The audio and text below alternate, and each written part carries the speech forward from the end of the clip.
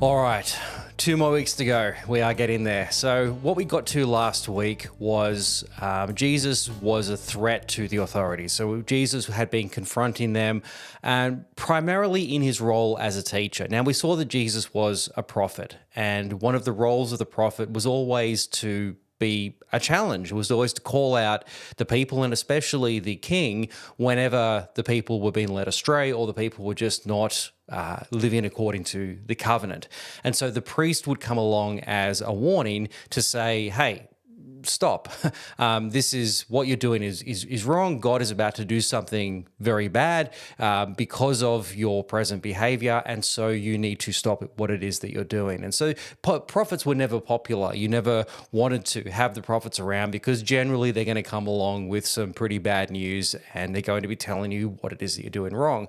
And so in that way, they're a threat. In that way, they are a challenge to the authorities. And in the same way, Jesus, in his prophetic function, was doing the same thing. Jesus was coming, proclaiming a new kingdom, that God is about to do a new thing. And within that capacity, calling out the people and saying, you've got to repent. Stop what you're doing. Repent, for the kingdom of heaven is at hand. And also calling out the authorities for not being ready, for not doing the thing that they need to be doing. So as a prophet, Jesus was a pain, to put it simply. Jesus was a challenge to the authorities, and this is what was constantly bringing about the ire of the particularly the high priest for what it is that Jesus was doing. So that was a problem. But where Jesus was in continual tension with the authorities was as a teacher. Jesus was a rabbi. That was his primary vocation, was to be a teacher. Jesus called to himself 12 students. They were his disciples or his students. And he was a teacher of the law in the same way that the other teachers of the law were. So Jesus, in that teaching capacity, that was what brought about the difficulties, the challenges that he was going to face. Now, the reason why he was a problem, the reason why he was a challenge, was because what he was teaching, what he was presenting, was an alternative way of being the people of God. The idea of the teachers of the law was that they were teaching the people how it was to be the people of God, how to live out the law properly. Now, alternative teachers, alternative schools of thought were absolutely standard in the ancient world, as they are today. If you can think about all sorts of different worldviews and different ideologies and different religions, and they've all got their teachers and they've all got different ideas of how to live life. What they all share in common is that they're teaching you how to live life. They're teaching you how to live, presumably, the most fulfilled life. And this has always been the case. For the ancient Greeks, it was always about living the happy, fulfilled life. That's what the telos, or the goal of life was happiness, was fulfillment. It was flourishing. This is what this is what we're striving for. Now, what will change is what you consider to be flourishing. And that's still true today. What you consider to be happiness or flourishing will vary from person to person. So in one person's view, it might be that flourishing is having lots of money, having lots of possessions, having all the best stuff. That's what success, that's what flourishing looks like. And so the way that you live that life and the way you teach someone to live that life will be a particular way. Whereas for somebody else, they might say, look, flourishing is just having good relationships, having a great family, even if that comes at the cost of having all the nice things. But that's true flourishing. And so that life is lived differently. And if you're going to teach somebody how to live that life, you're going to teach a very different thing. So this has always been the case. All the different schools, the Greek schools, the Roman schools, had their own different ideas of what the ideal life looked like. And so what they taught then was alternative ways to go about achieving that, but all of it with the same goal of living the happy life, living according to, in the Greek, this eudaimonia. In the Jewish world, it was the same thing. There was always this idea, this pursuit of being the people of God. It was living according to Torah. It was living a life that was pleasing to God in whatever form that looked like. Now, what you get are different variations of that. And so we've seen some of these different schools. We've seen the Pharisees, we've seen the Sadducees, we've seen the Essenes. What we're looking at there are different ways of pursuing the righteousness of God. what does it mean to be righteous? What does it mean to live a life that is pleasing to Yahweh? And then so ultimately to be his people. So ultimately to live a life where he is in relationship with us, where we're remaining within the covenant. Well, that's going to come with a different set of teaching. That's going to come with a different ways of interpreting the same text. Everyone's using the same text. They're all using Torah, but they're interpreting it in different ways. And so there's different alternatives, but what is at stake in the Jewish world is so much greater. In the Greek world, what's at stake is your own personal fulfillment. In the world today, what is at stake is your happiness. And if your happiness is about material possessions and just having all the nice stuff, well, most would argue that's not really happiness, and you can achieve that, but you won't be happy. And so you've kind of been sold a dud. In the Greek world, it's the same thing. What is at stake is your own experience. It's your own sort of existence, your own sort of sense of happiness or fulfillment. And if you're wrong, you lose. You're the only one that loses out here. In the Jewish world, it's different because what is at stake is our place in the people of God. It literally is whether Yahweh remains in relationship with us or not, because he sees us as a people. And so if we're teaching falsely, then the whole of the people are being led astray. And if that's the case, then Yahweh is going to cut us off again. We're going to go back into exile. We've been brought back from exile. We've had that happen before. And what we're trying to do is avoid that from happening again. And so what we need to do is to live in a way that is pleasing, that is living according to the covenant. And so there's much more at stake if you are a teacher of the law, and particularly if there's a threat, if there's a false teacher who's coming along. They're not just they might just cause a few people to have a lesser of an existence. No, you're a direct threat to the entirety of the people. So again, the stakes are much higher when we talk about teachers of the law and the threat that Jesus brings as a rabbi, which is exactly what Jesus was. He was a threat. He was somebody who was bringing a different idea about the kingdom. That's literally the premise of all of his messages. Behold, repent, the kingdom of God is at hand.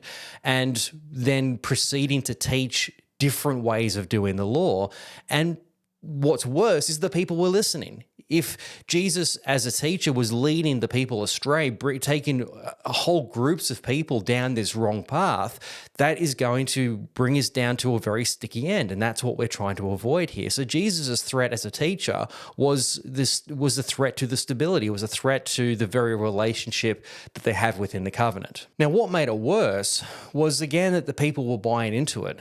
There were crowds turning out to hear him. And for good reason. They were coming out to not just hear great teaching and a great teacher, they were getting fed. Miracles were being performed. Great things were happening at the sermons of Jesus, at the meetings that Jesus would hold.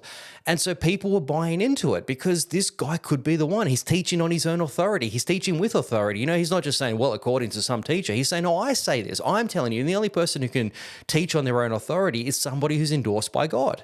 This is a serious person. If he is what he seems to be claiming, if this authority that he's drawing on is legitimate, this could be the real thing. This is a real significant teacher that we're dealing with here. And so people were listening. They were buying into what it was that Jesus was doing and to what he was saying. And so people were following. And again, this is becoming a threat to the teachers of the law, who are at the same time the authorities, and they're the ones in places of political power.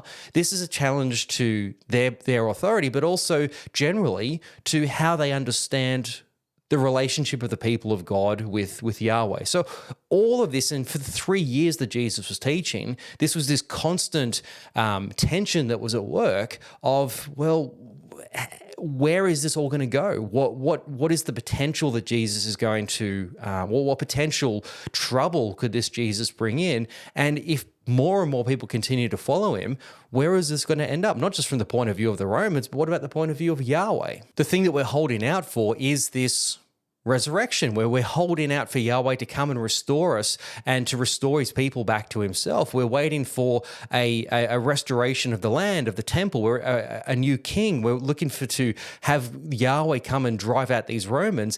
And yet if this Jesus is leading the people astray, Yahweh will do the very opposite. And so we're going to get the completely opposite outcome of this thing that we're waiting for. And so that's going to just only add to their frustration and their angst, and to bring about, in some cases, a desire to put an end to this, to actually make this thing stop, because again, you're a threat to the entirety of the people. This is what we see later on with Saul. Saul, when he's functioning as a Pharisee, when he's persecuting the Christians, what is driving him is this desire to protect and preserve the people of God, to protect the covenant. It's not just that he just doesn't like the Christians. No, it's what they represent. It's the fact that they are leading people astray, and in doing that, they are eventually, at the very least, delaying God's return, but potentially even bringing about God's wrath. And so we have to put this thing to an end, even if it means killing some of these Christians. And it doesn't really matter if we kill them, because they're not God's people anyway. They're apostates. They're heretics, right? They are, they're anathema. And so they deserve to be killed. They need to be killed, because what they're doing is actively working against Yahweh. There's no difference between them and any other pagan or any other opponent to God. And so killing them is perfectly justified, because that is what's going to preserve and protect our people. So Jesus then, in his capacity as a teacher, this is where his primary threat is, and his primary opponents are going to be the teachers of the law, who at the same time are the people of power. They're the ones who are in the positions of authority. They're the ones that should be the ones that the people look up to, but certainly they are the ones who have been given the responsibility of leading and having power over the people. So it's a threat not just to their particular version of Judaism, as much as that's what the case was, but it's a threat to their political standing. It's a threat to them, and in particular their role of, well, keeping the peace and collecting the taxes. Okay, so we come then into the last week of Jesus' life. Jesus comes into Jerusalem for the Passover. Now, all of this is a very significant point for a number of different reasons. So we remember the Passover, going back all the way to the very first episode of this series. We remember the Passover. It was when God brought his people out of Egypt. He brought them out of Egypt, out of slavery, and he brought them into the promised land. So what the Passover represents to the Jewish people, even today, I mean, right now it's Passover, and what the Jewish people are celebrating is that time when God rescued them from slavery.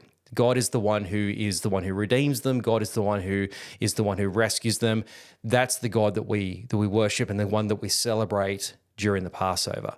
So Passover is an absolutely central feature of Jewish life, and certainly of the Jewish calendar. It's the most important festival for the Jewish people, and because what it represents for them is their origin. It represents their birth as a people, and it reminds them of the God who restored them and created them in the first place. So it's an extraordinarily significant holiday for the people, and it's infused with all of that meaning. Always through the history of the Jewish people, the Passover isn't just about remembering that thing that God did for us back in the day. It's the hope that God is going to do it again. This is what the Passover is. It's the reminder of the expectation that God still hasn't finished the job. God is going to redeem us. God is going to rescue us. God is going to restore us as a people. He's done it before. He will do it again. And in fact, he's promised that he will do it again. This is what he's told us through the prophets time and again. He's told us that he's going to restore us. A king will return from the line of David. He'll restore the temple, the land. He's going to restore us back to what the original plan was.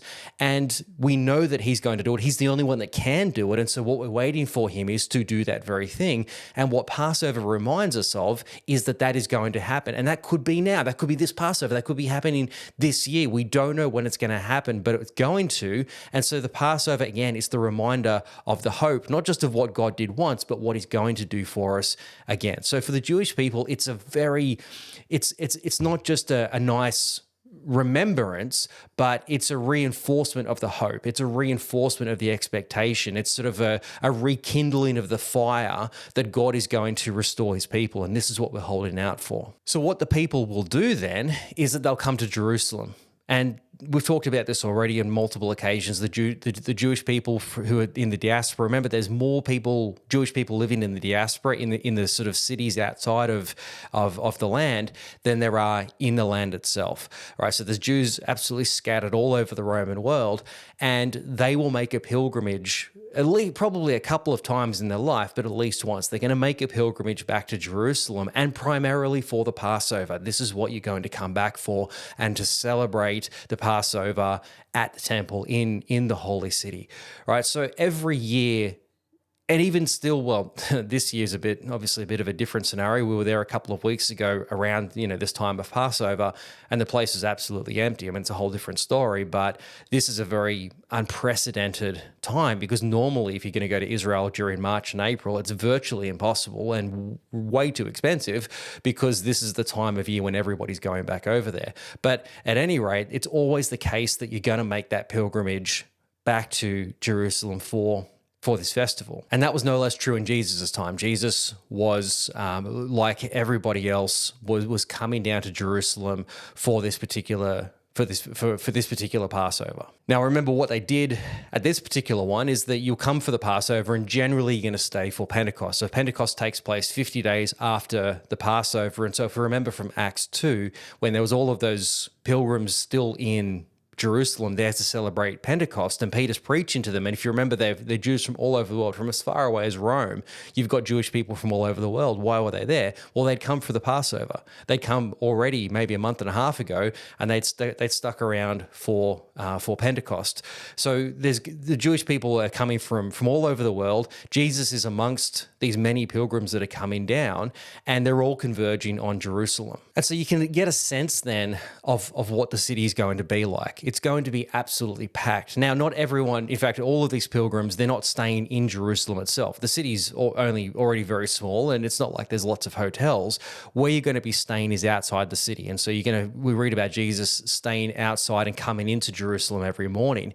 Where's he staying? Well, he's staying with his disciples, probably in tents. Everyone is bringing their own accommodation. They might be staying with some family nearby, but if they, in the absence of that, or with friends, but otherwise they're going to be staying probably out in tents. But the point is not just the city itself, certainly through the day the city itself is going to be crowded, but outside of that is going to be packed with armies of people who are all there for the same reason. And not just there to celebrate Passover, but to anticipate, could this be the year? Could this be the time? Because if God's going to act, he's probably going to act at the Passover. I mean, why not? It would make sense. And where he's going to act is going to be in Jerusalem, in the holy city, and particularly in the temple. So if this resurrection, or if this redemption, this restoration is going to take place, this is where it's going to happen, and this is when it's going to happen. This is the place where it's going to be. And so the fact that there's so many more people here is going to be problematic, because everybody's coming with the same expectation, with the same hope. And well, we know how mobs can work. We know how when you put a crowd of people together who have all got the same sort of desired outcome, it changes the mentality, it changes the dynamics of how that group of people is going to work. And so this is a very vigorous time, to put it mildly. This is a time that's of great tension, of great excitement, of great anticipation. Anything could happen, and things would more likely happen in these circumstances than what might have in a normal day or in a normal time of the year. And so it's for this reason that when we read about this story, we read about the fact that there's a lot of Romans there. There's Romans in Jerusalem during this time. And most especially, the person that we meet in Jerusalem is Pilate. Now, Pilate, as you remember, doesn't live in Jerusalem. He lives in Caesarea. That's a whole city built for the Roman occupants. Caesarea is built so that when the governor and the Romans come to the land, that's where they're going to stay. And Pilate, of course, that's where his palace is. He's literally got a beachfront palace, with ocean views right there in Caesarea. You can still go and visit the thing today. So, of course, that's where he's going to live. He's there for the rest of the year. But he also knows what he's dealing with. He's been in Jerusalem for a few years by now, but he just knows he knows who the Jews are. He's known about them probably his whole life. He knows particularly what the Passover means to them. And so if you're the governor of that region, you know that the single place that you absolutely have to be during Passover is in Jerusalem. You need to be down at the temple. And so what you have to imagine during this festival is that the city wall, the wall of the temple, is lined across the top with Roman soldiers. Now, if you've seen pictures of the temple, or certainly if you've been there yourself, you'll know that the wall of the temple is enormous, absolutely enormous. It's the biggest temple mount of any ancient temple that we have. And so that thing will be lined with Roman soldiers who are not just watching the temple grounds itself, but looking outside as well, just to make sure that there's no problems happening in the city. And if something does arise, they're ready to jump on it straight away. So the temple is there. There's Romans absolutely everywhere. And so all of these pilgrims are coming in to celebrate Yahweh. They're coming there to celebrate the time when Yahweh rescued them from their enslavement. And they're looking up and they're seeing Romans who are their enslavers, who are right there. And so it's like, we'll put one and one together. Surely Yahweh's going to act sooner or later. And if he does happen to act, there they are right there. This is where it's going to happen, because that's where the enslavers are. So Pilate's not an idiot. He knows what the potential threat here is. And so he's there, he's in Jerusalem, he's ready, and he's staying in his fortress. There's a fortress that's literally built right next to the temple. It's called the Fortress of Antoniah. So you can look this up. But this fortress is built specifically for the governor to stay in whenever he's in Jerusalem and to hold a garrison there. So he'd have a garrison of maybe 3,000 to 4,000 Roman troops with him on hand, ready in the temple to put down any sort of riot that's going to take place.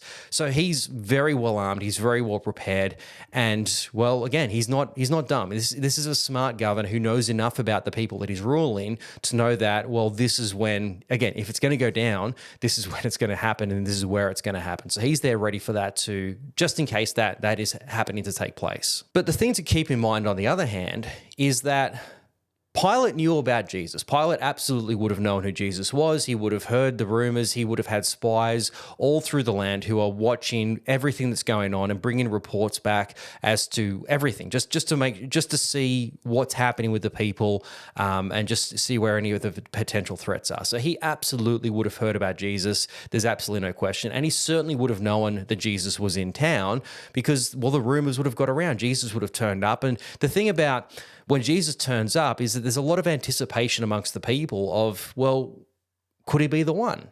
And the reason they're asking that is because he's saying things that would seem to suggest that he's the one, that he's the Messiah. He's certainly talking by his own authority. He's performing miracles. He's doing all of these great things. He could very well be the one. And so that rumor has been spreading around. It's been spreading like wildfire for a couple of years. And Jesus isn't doing anything to quash it. He's not saying, no, I'm not the Messiah. He's not saying he is, but he's not also saying that he's not. And he seems to be sort of giving illusions that maybe he is the one. And so that sort of gossip that it just sort of is fueled and is just exacerbated through the telling and the retelling. And so there's a lot of anticipation. Now, those closer to Jesus would be less convinced that he was, but the ones that are only seeing him in a crowd, or they're seeing him from a distance or hearing about him secondhand, of course, those guys are going to be like, yeah, actually, he could very well be the one. He's certainly the best option that we have right now. He seems to fit all the criteria. He probably is. He could be. We don't know. But hey, he's here, and if he is here, and this is the time, if he's going to do anything, it's probably going to be during this time. Now, what fuels even that is that what Jesus has been doing over the last few months is saying to his disciples and saying to those around him, this is going to be my last Passover. So even that is like, hang on, what do you mean by that? Right, I'm going down to Jerusalem, and there I'm going to be arrested, and like, wait, hang on, that sounds really serious. Like, what are you saying here, Jesus? What is going to bring about that arrest? Like, what's going on? You know, you're giving us all of these indications that it wouldn't take much of a stretch of the imagination to put two and two together and say that you must be the Messiah. You must be the one that we've been waiting for. And so again, this is what the people are expecting. They're sort of, and they're crowding around in and out of Jerusalem, and well, this is what the groundswell is. This is what everybody is kind of thinking what might be the case. But now for Pilate and for the high priests, they They don't think this. They have no assumption, or they don't think really that Jesus is who the people think that he is. They're not convinced by that. And we know this because if they really did think that Jesus was the Messiah, if they really did think that Jesus was a legitimate threat, they wouldn't have just killed him, they would have killed his disciples. If Jesus was a threat, if they saw Jesus as a threat, it would have been because of his teaching. They would have said, this teaching is completely wrong, we need to squash it, we need to get rid of all of this out of our existence. If that was the case, if Jesus himself was the threat, then they would have killed the disciples as well. They would have been up on crosses right next to Jesus. But they don't. They don't kill the disciples because they don't see Jesus himself as the particular threat. They don't believe that he is what the people think that he is. And so Jesus isn't, at least as far as they're concerned, the real threat. The problem is that they see is the people. This is the real problem. They don't believe that Jesus is who he says that he is, but the problem is that some of the people do. Even the ones that half believe could be very easily convinced by the rest of the mob. That's the problem.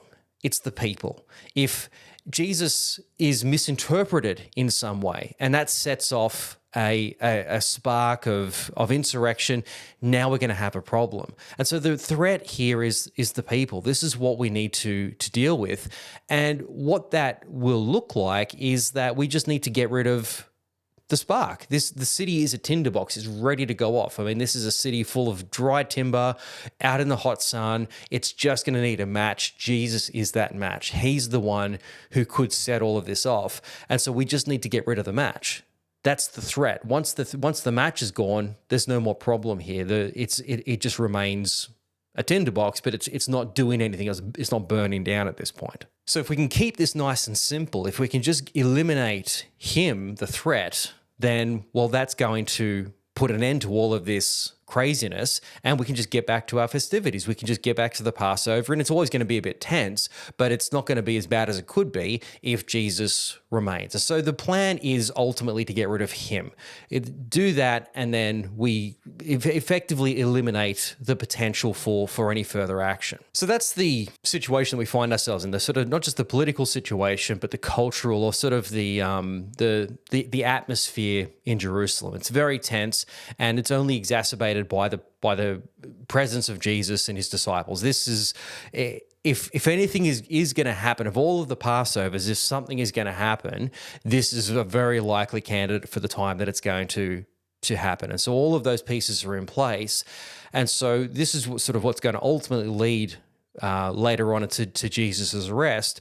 But before we get there, there's a couple of other things that occur that just make matters just that much worse for Jesus, and just really just heighten the tension and heighten the anger that his opponents have towards him. And we'll look at two of the key ones. There's plenty that sort of go along with this, but there's two key ones that really sort of stand out as really sort of the catalysts for the ultimate rejection or the arrest of Jesus. And the first one, it takes place in Matthew 23. So through that chapter, Jesus he addresses the crowd talking about the teachers of the law. And what he says about the teachers of the law, he sort of has all of these charges against them, but all of them are prefaced with this statement of, "Woe to you, teachers of the law, you and Pharisees, you hypocrites." Now that's a pretty nasty sort of charge, a pretty nasty sort of accusation. And why it comes about actually happens in the previous chapter. What the teachers have been trying to do, both the Pharisees and the Sadducees, they've been coordinating to try to discredit Jesus, right? They don't want violence. No one wants that. But what they can hopefully do is to discredit Jesus in what it is that he's saying. And so they come up with all of these trick questions. They come up with all of these strategies to try to make him look like a false teacher in front of his audience. If he can dig his own grave, then not just that we look like the good guys in this, but he can sort of discredit himself and the people can make their own opinion that actually this is a false teacher, and it's a win-win situation for everybody. And so they sort of throw out all of these sort of trick questions to him. And in one case, they say, hey, Jesus, tell us, is it right to pay taxes to Caesar? Yes or no? Now, this is a great trick question because you're damned if you do and you're damned if you don't. If Jesus turns around and says, no, absolutely, you shouldn't pay taxes to Caesar, all the people celebrate, but all the teachers of the law go back to the Romans and say, hey, this guy's forbidding the people from paying taxes. And that's exactly what they bring him up on charges for later on. They say, this guy's forbidding them to pay taxes. That's like rule number 2 of empire: keep the peace, pay the taxes. This guy's saying don't pay the taxes. He's anti-Rome. Well, we know what that means. That's treason, and so therefore the Romans can deal with him. So that's what they're hoping for one way. On the other way, if Jesus says, hey, yeah, absolutely pay taxes, we've all got to pay our taxes to Caesar, all the people are going to go, hang on a second, whose side are you on? We thought you were for us, and yet you're just another stooge for the Romans. So it's a damned if you do or damned if you don't. And so Jesus turns around and he says, hang on, all right, guys, how about this? How about give to God what's God's, give to Caesar what's Caesar's, and I'll be on my way. And they're like, oh, well, we didn't see that one coming, but Jesus kind of finds this sneaky third way out of it. So they throw all these trick questions at him, and none of them stick. None of them are working. Jesus is just too quick. He's like the comedians that just have the wittiest comebacks. Eventually you just give up. They're always going to own you every time you try to challenge them. So that's kind of how Jesus rolls here. Well, anyway, on the back of that, Jesus then turns to the crowd and he starts to lay into the Pharisees. Now, he doesn't talk to them directly, even though they're there. He talks to the crowd about the Pharisees. So it's kind of like the double insult. You're insulting them, but you're not even looking at them when you do it. So he starts to make all these accusations, woe to you, you hypocrites. And then the things that they're doing, things like, you put all these burdens on the people, but you're not willing to lift a finger to lift them yourself. Or, you wash the outside of the cup, but inside it's still full of dirt and grime. You whitewash tombs, but inside it's still full of dead man's bones. Like, you guys are just absolute hypocrites. Now, we understand what that term means. If I was to say to you, you're a hypocrite, there's only one thing that can mean, and it's not good. Right? I mean, there's no good way to call somebody a hypocrite. There's no, oh, you're a wonderful hypocrite. Well, which one is it? Am I good or am I bad? Like, a hypocrite is a hypocrite, and it's never good. A hypocrite is, as we understand it, somebody who says one thing and does something else. They put on a facade of whatever you want them to think about you, but in reality, you're something else. So that's our standard understanding, or that's the standard meaning of what a hypocrite is. Everybody would understand that. And that's how it would have been understood to Jesus' audience. It meant the same thing. In fact, it's the same word. The word we use, hypocrite, is a Greek word, which is the word, hypocrite. It's the same word. And what it meant for Jesus' audience was somebody who, puts on a facade, somebody who acts one way, but in reality is something else. Now, a meaning that we don't recognize in the term is what the hypocrite actually was. Now, the hypocrite was an actor. That's what that literally, when you talk about an actor, the Greek word for an actor is a hypocrite. And so what that brings to mind for Jesus' audience is somebody in a theater. Now, if you know anything about Greek and Roman theatre, and if you've seen these theatres, the enormous amphitheatres that we see in these sort of ancient sites. There's a great one in Caesarea that we'll talk about in a moment. But you look at these great big theatres, and like any theatre, they're enormous. And when you're sitting up the back row of these things, it's very hard to see what's going on the stage. Now, this is a time before PA systems and before screens where we can not just see on a big screen what's happening on the stage that's actually quite small and far away from us, but you don't have an amplification system where you can actually hear what's going on as well. So that in the absence of those things, you need to compensate for not having amplification and not having any way of sort of, particularly if you're in the back row, seeing what's going on down on the stage. So one of the ways that we overcome that is with a mask. And if you've seen pictures, if you just look up ancient Greek masks, and you'll get an idea of what these things look like. And you'll remember that they've got the big, exaggerated features, big mouths, big eyes, and they look kind of creepy in some cases, but that serves a particular purpose. The exaggerated features mean that when you're sitting further away, you can still see what's going on. And those features, within every Greek play, there's about half a dozen stock characters. Like any modern comedy, you always got the same sort of standard characters, the same sort of personalities seem to turn up in all of the different TV shows because they're all sort of recognizable characters in life. For the ancient world, that was the same sort of thing. You've got the housewife, you've got the husband, you've got the elite person, you've got a slave, you've got educated people, uneducated. Like there's some stock characters that you're always going to come across in any of these ancient plays, and they're represented by the mask. What the mask does is that it tells the audience what the character is that you're looking at. So an actor will come out, and if they didn't have a mask on, you would have to sort of guess through what it is they're saying and doing, which character they're playing. The minute they put a mask on, it's obvious to everyone this is the character they're playing. Now, that would be helped by their costume. They'd be wearing certain clothes, maybe carrying certain objects that would also give away or indicate to the audience the sort of character they are. So that the minute the person walks on stage, well, that's the slave or that's the housewife or whatever the character might be, you can tell straight away what the character is. Now, the other thing about the mask is that they have those big mouths that you've seen. And the idea of the big mouth is that it acts like a megaphone. It's there to help project your voice to the backs of the audience.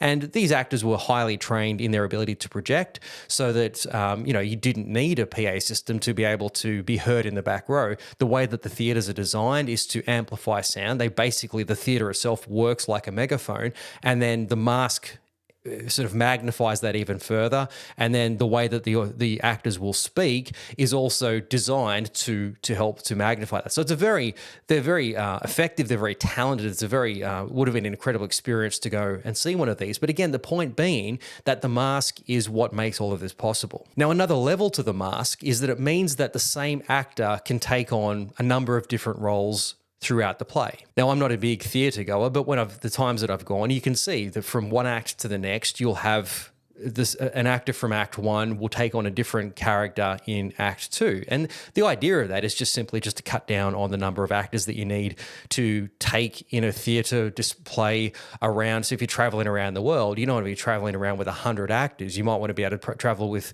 20, for example, that can take on 3 or 4 different roles each. So the idea is that it cuts down on travel costs. And this is particularly important in these ancient theatres where you've got people traveling around the Roman world, going from city to city to put on a performance, and you need to minimize the number of people that you're having to support, the number of mouths that you have to feed. Less actors that can take on more roles just means less people that we have to support.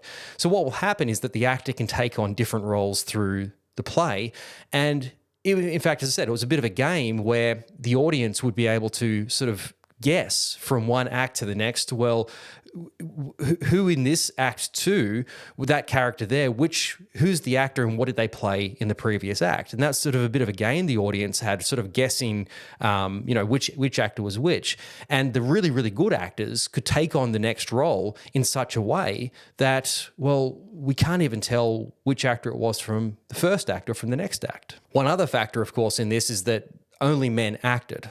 You didn't have female actors, but you had female parts. So what they would obviously be played by a man. And so again, the mask enabled that to do that. So literally what it means is that the mask is the ability to take on a persona. In fact, the Latin word persona is the word for a mask. We get our word persona from an ancient mask. So you're literally putting on a different person. You're putting on a different facade and taking on a different character. So the idea of the hypocrite is quite clear. You are putting on this mask, but the real you is something else. And it's the real you that's the real person. Now, what adds to the insult of this is that the actor was always a slave. They were always slaves. And so a troupe master, the one who had the troupe of actors, was actually a slave owner. Everyone was a slave owner, but his particular slaves were actors.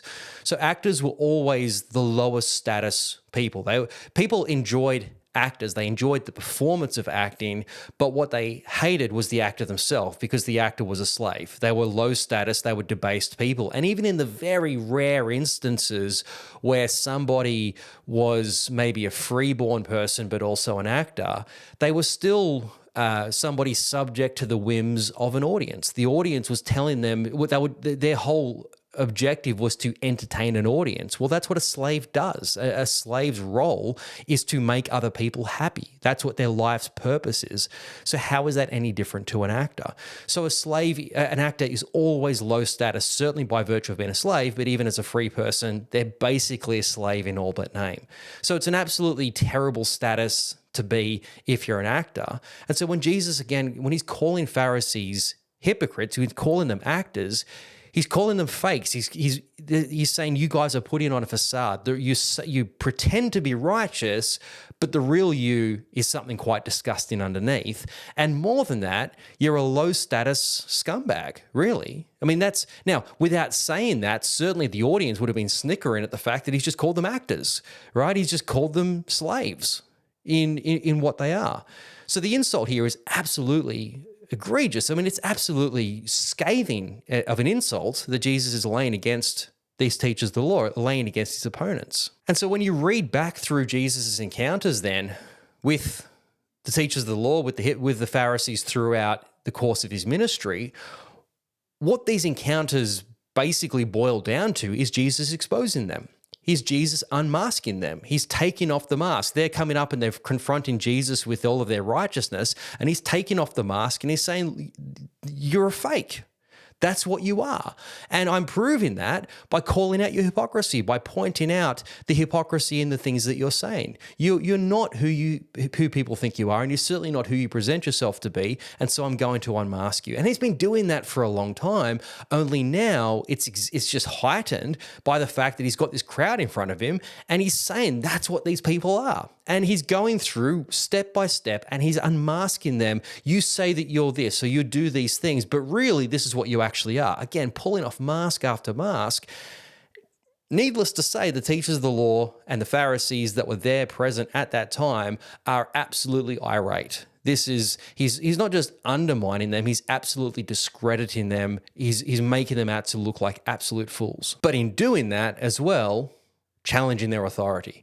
If they are discredited as teachers of the law and they're also holding places of authority, well, what is that going to end up with? How is that going to end up with, and what are the people going to do? Who are they going to listen to now if they're not going to listen to the authorities? They're going to listen to this guy? Well, that's only going to heighten their desire to put an end to this guy who is causing all of this problem in the first place. But probably the most famous event that takes place during this last week in Jerusalem is what happens in the temple. So it's a story you'd all be familiar with, Jesus overturning the tables. And if you don't know really anything about Jesus, you really probably would know this story of Jesus going into the temple and kicking over tables of money changers and merchants, and creating a whip of cords and chasing out chasing out the sellers of goods. He really goes nuts. He really fires up. And yeah, you can all the different theological implications of this. We're not going to get into that, but it's a story you'll be familiar with. And then he turns around and he says, my father's house is supposed to be a house of prayer, but you've turned it into a den of robbers. And then he turns around and they challenge him, like, by what authority do you do this? And Jesus responds and he says, all right, tear this temple down and I'll rebuild it in 3 days. Now, of course, he's talking about his body. It's a metaphor, but they take him literally and they say, oh, you're threatening the temple. And they use this against him later on. This is one of the primary accusations they have against Jesus at his trial, is that you threatened to tear down the temple. So clearly this is a really tense moment, and clearly it's a really significant moment, and it's a politically charged moment that we're seeing here. But what's going on? Like, why is this so significant? Well, the answer to that is in the significance of the temple. By saying that he's going to tear it down and rebuild it, what he's saying is that I'm going to be its replacement. I am going to be the new temple. Now, that in and of itself is blasphemy. You can't say that. The temple is so sacred. To say that you're going to be the temple, to be the sacred meeting place and the place where you come to encounter Yahweh, that's blasphemy of the highest order. So that in and of itself is problematic. But what it really boils down to is that Jesus is directly threatening the governing authorities. They're threatening the political authorities. The temple was Parliament House. The temple was the place where the people of God are ruled from. And why this is, as we've talked about already, is that the high priest, remembering the high priest is the one who's supposed to oversee the religious side of the Jewish people, he is at the same time the Roman puppet, the Roman ruler of the people as well. So he's both the political authority as well as the religious authority. And so to challenge the temple isn't just to challenge the spiritual authority, it's also to challenge the political authority as well, because they're both one and the same thing. Now, this is unique in Jerusalem. It's unique to the people of God. You don't get this in any other places around the ancient world, certainly not in a place like Rome. If you think about the Roman Senate is where the emperor and the Senate do the business of politics, is where they do the business of running the empire.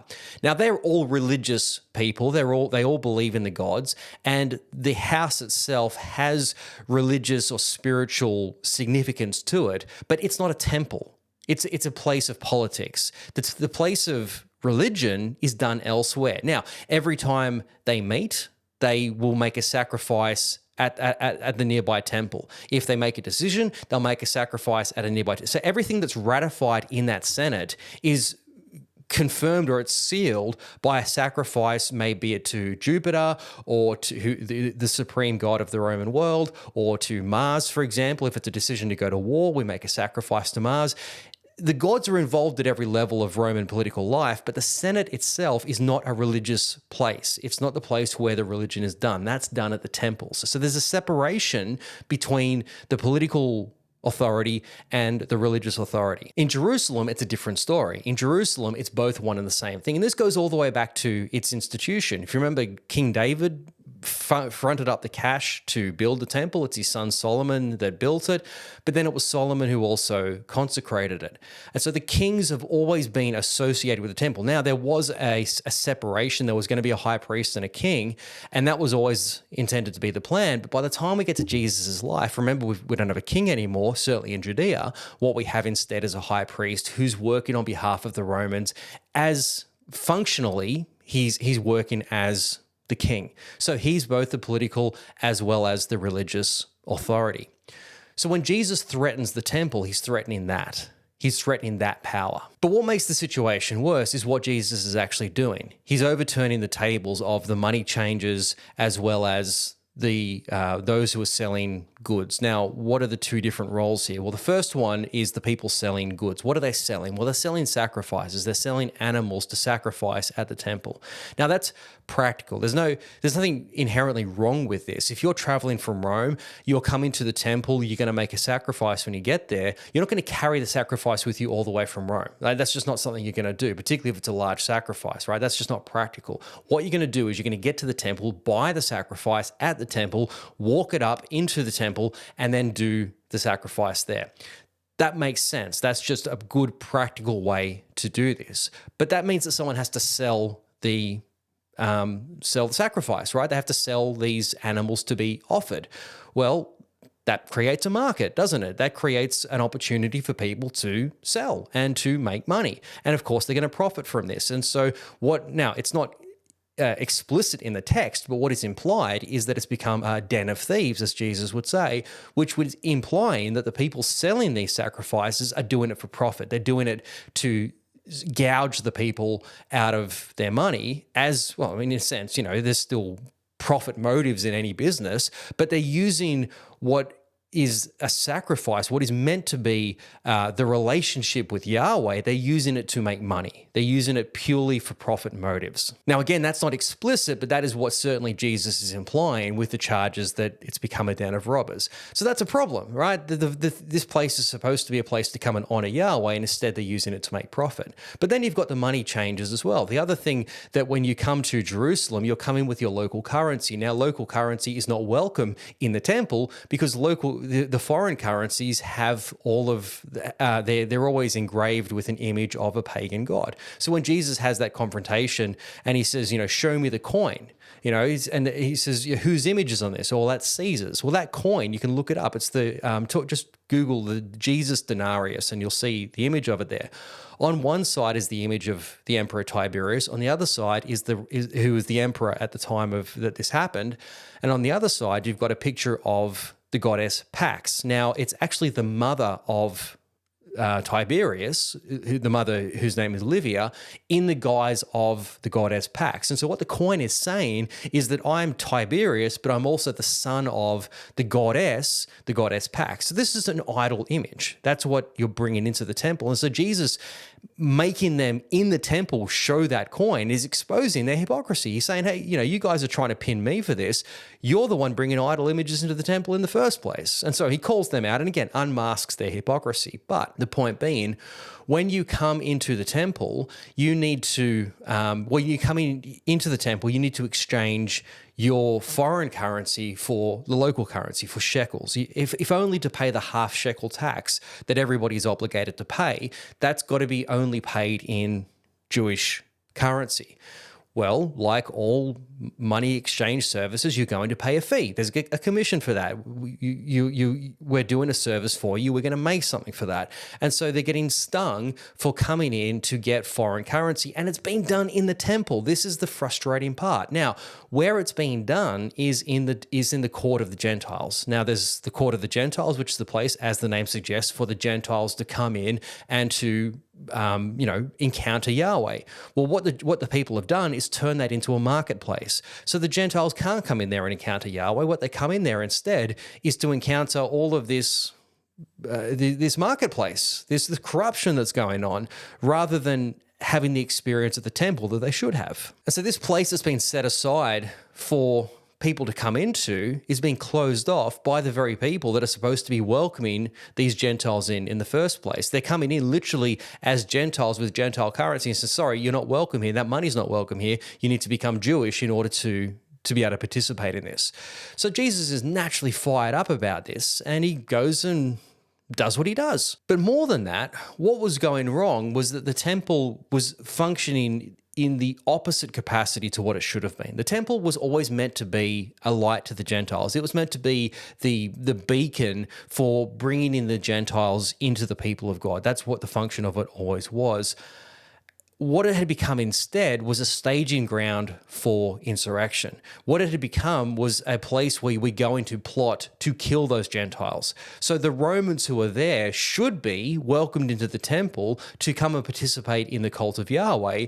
Instead, the temple's being used to plan for how to go and kill those Romans. And so many of these insurrections that happen through Israel's history are happening from the temple, from the very place where those Gentiles should be welcomed in to come and encounter Yahweh. So altogether, the whole temple structure, the whole temple system is being corrupted. And, well, this is a problem. This is absolutely infuriating for Jesus. And so he's coming along and saying, this is exactly why I'm here. This is exactly what's wrong with you people. This is why I'm coming to intercede. This is why I'm coming to actually, restart this whole thing. I am going to be the replacement for this temple. And, well, what the authorities hear is, well, no, you're coming to overthrow us. You're coming to bring about our downfall. And even if you're an absolute raving lunatic, the people don't know that. They think you're legit, or at least some of them do. That's enough to cause us a problem. And so what happens next is not in the Gospels itself, but it's hard to imagine that this didn't happen. Pilate is there in town. He's there in the fortress of Antonia, as well as the authorities, the high priest and the Sanhedrin. They're all there, and they can see what's going on. They are monitoring the situation. Pilate has got his soldiers out watching the situation. They know everything that is happening here, and they can see that the tension is building. There's something, if this is allowed to go on, we're going to have serious problems here. Something is about to explode, and when it does, this whole thing is going to burn down. So they know that that's going on. And Pilate, he knows about Jesus, right? As I said, he knows who Jesus is. He knows what could happen as a result of this guy. Now, again, they don't believe Jesus. They don't see him per se as the threat. They see that the influence that he has and the people that follow him, that's the real threat. And so what we need to do is get rid of him. He's the real issue here. He's the match in this tinderbox. So we've got to deal with him. So at this point, you would have to imagine Pilate meeting up with Caiaphas, the high priest, whose job it was on behalf of the Romans was to keep the peace and pay the taxes and collect the taxes. That was what his job was. So you can imagine very easily Pilate calling Caiaphas in and he's saying, mate, what's going on? You need to settle this thing down. This is about to blow up and it is not going to end well. If we Romans have to come in and put an end to this, that is going to end very, very badly for you and for all of your people. You don't want that. And frankly, Pilate wouldn't have wanted that either. If Pilate was the one who immediately responded to Jesus and was the one who went and arrested and killed Jesus, that would have been terrible for him, because even if you weren't sure about Jesus, you're definitely sure about the Romans. You don't like the Romans. You may not like Jesus or not. You're not sure about him. But if these Romans are killing Jesus, well, all of a sudden now we're sure about him and we're sure about you, and well, it's going to end very badly. So he doesn't want this. He doesn't want this on his CV as being the cause of potentially the burning down of Jerusalem. That's the last thing he wants. So he's got to do this through his own proxies, which is in this case Caiaphas.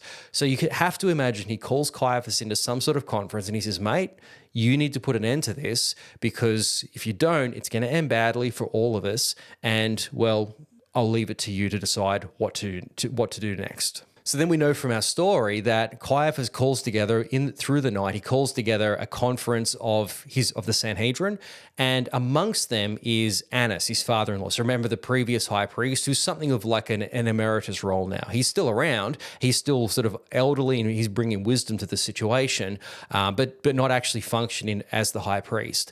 But they get together, and it says in Luke 22 that the chief priests and the scribes were seeking how to put him to death, for they feared the people. Kill him, the people disperse. Right now, we don't know what's going to happen, in fact, if we kill him, but at the very least, the best possible outcome is that the followers are going to dissipate. Now, the way that we need to be able to do that is that we need to be able to discredit him. We need to be able to show that there's a legitimate reason for killing him. The Romans can't do that. The Romans, anytime they kill somebody, it's always going to be for bad reasons. At least if the Jewish authorities can do it, and do it in a way that it seems like they're doing it for good causes, by discrediting him, then people can just go, oh, okay, yep, you were right. You know, you did the right thing to get rid of him. That's what they're hoping as the outcome there. But again, the point being, we're afraid of the people, not necessarily him. But then it's Annas that comes along and he says, look, it's better that one man dies than the entire people perish. And this is their driving motivation. The motivation is, we need to protect the people. We need to protect ourselves, right? We're going to go down with this mob if this all goes badly. So if that comes at the cost of one person, it's a small price to pay. Now, it's not a good outcome. It's an unfortunate situation, but one way or the other, this thing is escalating. It's going to end with death in one form or another. Better it only be one person than hundreds or even thousands of people, which is what it could potentially become. So that's the driving rationale. Good or bad, right or wrong, that's for you to decide. But that's what's behind what is about to happen, which is they're going to go and arrest Jesus, and then everything that goes on from there. Well, anyway, that's the story we're going to pick up next week. We're going to finally get to the arrest and then to the crucifixion of Jesus, and finally answer the question, what was going on with that sign? If you haven't worked it out already, what's going on with that sign above Jesus' head, the one that says, "This is the King of the Jews"? But anyway, we'll talk about that next week. In the meantime, have a great week, and I will see you then.